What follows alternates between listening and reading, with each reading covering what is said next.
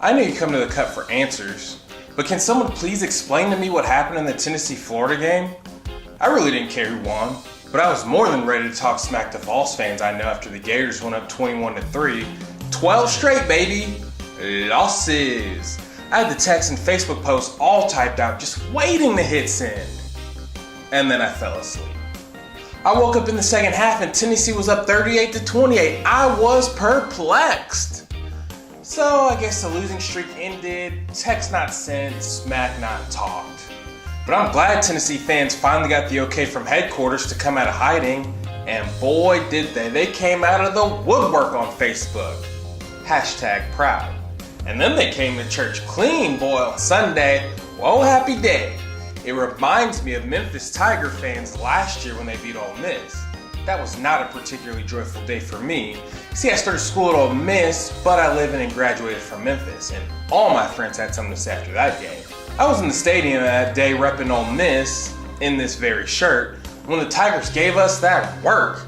Then walking out, some random hillbilly got in my face and said, "Enjoy the ride home, boy."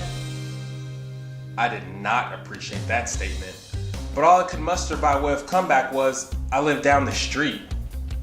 Not my finest trash talking. Memphis will travel to Oxford this weekend to play the Rebels, and I'm already hearing rumblings around town that the Tigers will go back-to-back? Unlikely. Although Memphis is undefeated and the Rebels are 2-2, don't forget that those two losses are to FSU and Alabama. Close losses. And I'm telling you that Memphis doesn't have anything for Ole Miss's receivers. I suspect I won't be hearing from Memphis faithful this year. Speaking of talking, when is Ken Starr going to shut his mouth? This week he claimed that a grave injustice was done to Art Briles, former football coach. But Briles was fired for his role in covering up alleged rapes and victim intimidation. He deserves everything he got and more. But don't think we don't see through your little game. Baylor won't release the full report of the events that led to Briles' firing because they're a private school and don't have to.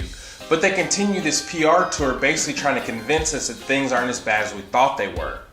Well then release the full report. Or shut up. At this point, I'll take either. LSU beat Auburn this weekend, really. And then they lost after a review found that with 1 second remaining, they didn't snap the ball on time. And then Les Miles lost his job. Les was fired as a direct result of losing to Auburn, but his firing was a long time in the making.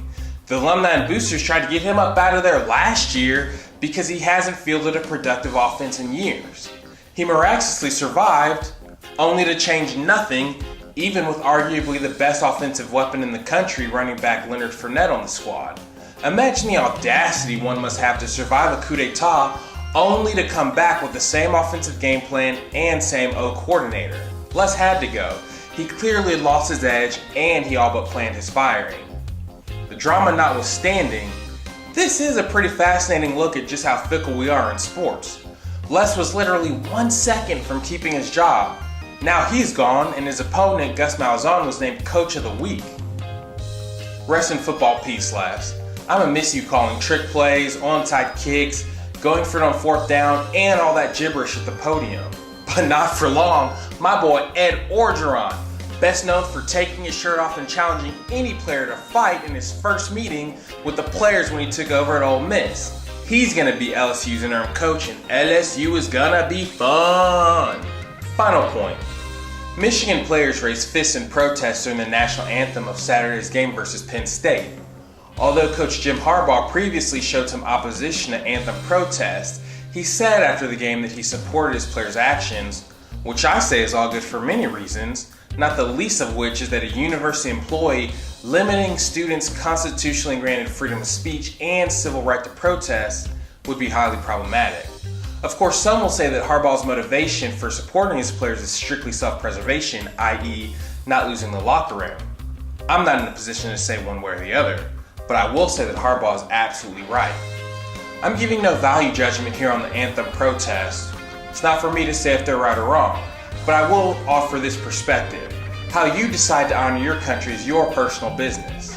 If you want to stand solemnly, kneel quietly, or lay on your back with your hands up, that's your prerogative. But if you demand nationalism and pass judgment on others based on how they carry out their constitutional rights, if you want the Michigan players kicked off the team or otherwise punished, your perspective is closer to Joseph Stalin than James Madison. Thanks for watching. I really appreciate you. Please like and share the video. You can also like the Cut Sports Opinion and Analysis Facebook page.